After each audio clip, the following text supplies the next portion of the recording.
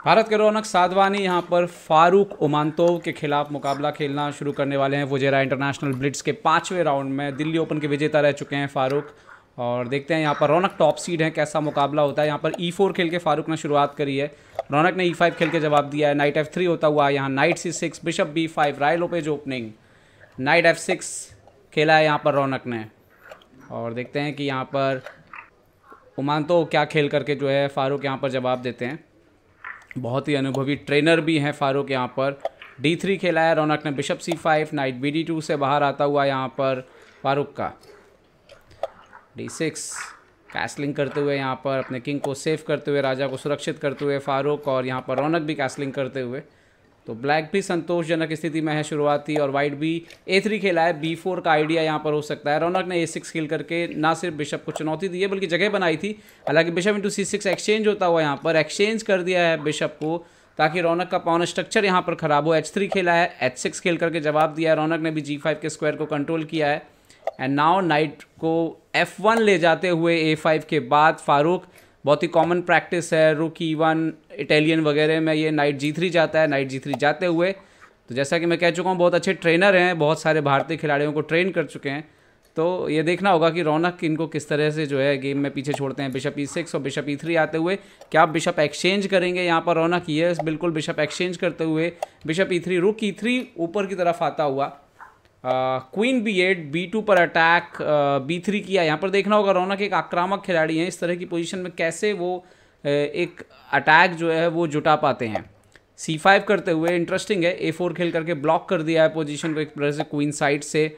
और जैसे queen side से उम्मीद समाप्त हुई, रौनक वापस किंग साइड लौटते हुए किंग E8, नाइट पीछे की तरफ जाता हुआ D2 पर, और यहाँ पर नाइट D7 पीछे हटते हुए नाइट H5। ये इंटरेस्टिंग मूव है, बट यहाँ क्यों आए हैं?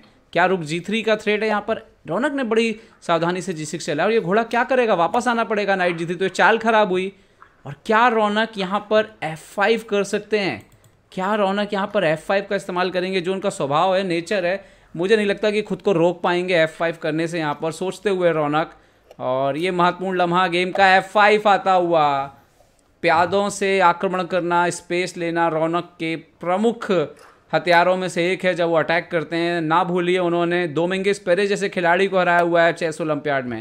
F5 पर एक्सचेंज होता हुआ, G-F5 आता हुआ, रुक को पीछे ले जाने के लिए मजबूर हुए क्योंकि F4 आ रहा था। रुक E1 लेकर के गए हैं यहाँ पर फारूक, और अब रौनक के ऊपर है जिम्मेदारी कि कैसे करेंगे कंटिन्यू अटैक। क्या F4 भी यहाँ पर प्रेस करेंगे?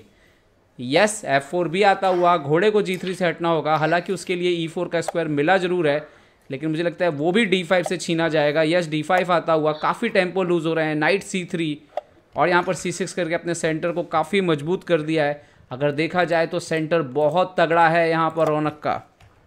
क्वीन H5 एक प्रकार से बोलते हुए कि आपका राजा भी कमज़ोर है और आपको उसको भी सुरक्षित करना होगा। रौनक क्वीन F6 यहाँ पर आते हुए H6 को सपोर्ट लगाते हुए, और जरूरत पड़ने पर एक्सचेंज भी किया जा सकता है।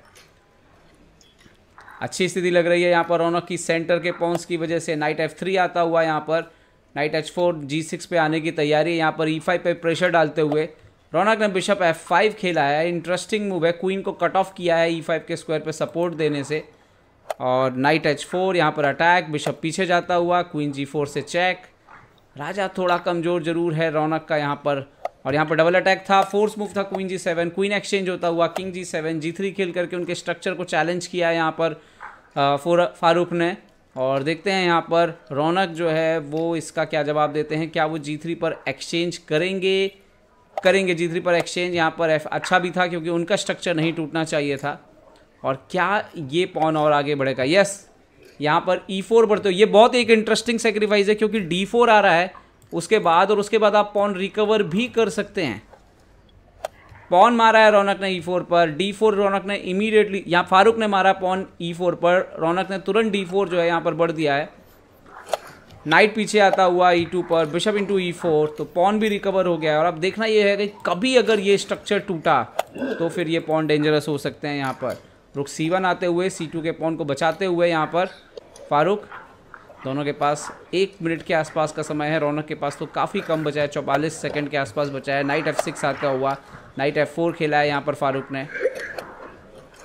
मुझे लगता है कि अब पोजीशन कहीं ना कहीं से लगभग बराबरी सी लग रही है यहाँ पर। रुक A7 खेलते हुए रौनक, समय भी कम है फारूक के पास, यहाँ पर 1 मिनट से ज़्यादा का वक्त है। फारूक यहाँ पर रुक डबल करते हुए E5 पर, रौनक भी वैसा ही करते हुए रुक E7, रुक E1 आता हुआ यहाँ पर, और दोनों रुक जो है एक प्रकार से चारों रुक जो है वो फिलहाल E5 पर हैं और इस बिशप के ऊपर दबाव। किंग F7 खेलते हुए सपोर्ट लगाया है, बिशप को हटने की तैयारी, रुक F1 तो वापस किंग को हटे हैं यहाँ पर। और एक प्रकार से आप कहें कि क्या फारूक जो है वापस रुक E1 जा करके इसको ड्रॉ करने की कोशिश करेंगे। हालांकि देखें तो अच्छी पोजीशन लग रही है वाइट की भी। रुक E1, किंग F7 2 बार रिपीट हो चुका है ये पोजीशन। क्या रुक F1 वापस रखेंगे फारूक? नहीं, फारूक नाइट को हटते हुए D3 पर और रौनक से कहते हुए कि नहीं मैं आक्रमण करूंगा, मेरे पास समय ज़्यादा है, आपसे लगभग 2 गुना है। लेकिन रौनक स्पीड मास्टर हैं, उनको कम समय में भी मैनेजमेंट करना जो है बड़े अच्छे से आता है। बिशप पीछे की तरफ जाता हुआ H7 पर, और लग रहा है कि यहाँ पर रुक एक ना एक रुक कम से कम तो एक्सचेंज होगा ही होगा, अगर दोनों नहीं भी हुए तो। रुक इंटू E7, रुक इंटू E7, रुक into E7, king into E7, दोनों रुक खेल से बाहर जाते हुए। किंग F2 आता हुआ, अभी नाइट डबल नाइट और नाइट बिशप एंड गेम है, देखते हैं क्या होगा। नाइट D5, किंग क्यों चेक देने का मौका दिया है? किंग E2 खेला है, चेक देने का मौका क्यों दिया है? C3 से थोड़ा सा सोचने वाली बात हो सकती है। किंग D से और C5 का पॉन क्यों नहीं मारा? नाइट G2 खेला है उन्होंने यहाँ पर, नाइट C3 से चेक आता हुआ। किंग को कहाँ लेकर के जाएंगे, यहाँ या और करीब जाएंगे? ओके, यहाँ पर किंग को E1 हटते हुए रौनक का एक और पॉन C4, ये जबरदस्त पॉन सेक्रीफाइस है, अगर मारते तो स्ट्रक्चर टूट जाता। नाइट B2, यहाँ पर CB3, और ऐसा लग रहा है कि रौनक का राजा जो है वो सडनली बहुत एक्टिवेट हो गया है। और अगर ये 2 पॉन जाते हैं, अगर ये पॉन मर भी गया तो भी ये अच्छी स्थिति नहीं है यहाँ पर फारूक के लिए। नाइट F4, रौनक किंग B4 जाते हुए, नाइट C4। अभी दिक्कत ये है कि अगर आप मारेंगे तो आपका C6 भी मर सकता है, तो रौनक ने एक बार पहले ही C5 कर दिया। इंटरमीडिएट मूव याद रखिए, बहुत काम की चीज़ होती है। इंटरमीडिएट मूव आपके लिए खेल जो है पूरा बदल सकता है। किंग आता हुआ D2 पर, रौनक किंग इंटू B3 मारते हुए, night into A5, king into A4। आप देख सकते हो रौनक के पास अब 2 कनेक्टेड पॉन हैं। किंग पीछे जाता हुआ यहाँ पर, नाइट E4, इसे चेक आता हुआ। किंग जो है वो आप देख सकते हो कि डायगोनल में नहीं आ सकता है बिशप के। किंग E1 पे जाता हुआ, C4 पे पॉन बढ़ते हुए, रौनक एकदम विनिंग पोजीशन पे लग रहे हैं यहाँ पर। G4, D3 बढ़ते हुए, लगातार पॉन आगे बढ़ते हुए। मुझे लगता है कि अब बाजी शायद यहाँ पर फारूक के हाथ से जा चुकी है। A4 की, H4 किया है उन्होंने, यहाँ पर D2 से चेक आता हुआ, किंग E2 और C3 बढ़ता हुआ। C2 आने की देरी है बस यहाँ पर, और ये गेम जो है वो फारूक उमांतोव के हाथ से निकल चुका है। नाइट ऊपर की तरफ जाता हुआ यहाँ पर, शायद चेक देने की तैयारी है, किसी तरीके से पोजीशन में कुछ क्रिएट किया जाए। तो रौनक ने हर तरह के खतरे को दूर करते, पहले तो C2 बढ़ दिया यहाँ पर उन्होंने, और नाइट C5 चेक आया है। तो यहाँ पर किंग आता हुआ A3 पर, और यहाँ पर फारूक उमांतोव ने जो है वो रिज़ाइन कर दिया है। तो एक बढ़िया पोजीशन यहाँ पर खेली है रौनक साधवानी ने। खास तौर पर मुझे लगता है कि जो सेंटर से जब पॉन ब्रेक आना शुरू हुए, वो बहुत ही महत्वपूर्ण जो है वो लम्हा था उनके खेल का। और ख़ास तौर पे मुझे लगता है नाइट H5 एक गलत चाल साबित हुई फारूक की, उससे G6 रौनक को मिलता है, फिर F5 मिलता है, और उसके बाद रौनक ने बड़ी अच्छी चाल खेली है, दबाव बनाया पॉन से। मुझे लगता है ज़रूर क्वीन एक्सचेंज होने के बाद पोजीशन एक बार फिर से बराबर हो गई थी, लेकिन उसके बाद ये पॉन से एक बहुत ज़बरदस्त था E4 का, और उसके बाद D4 आया, नाइट को पीछे हटना पड़ा।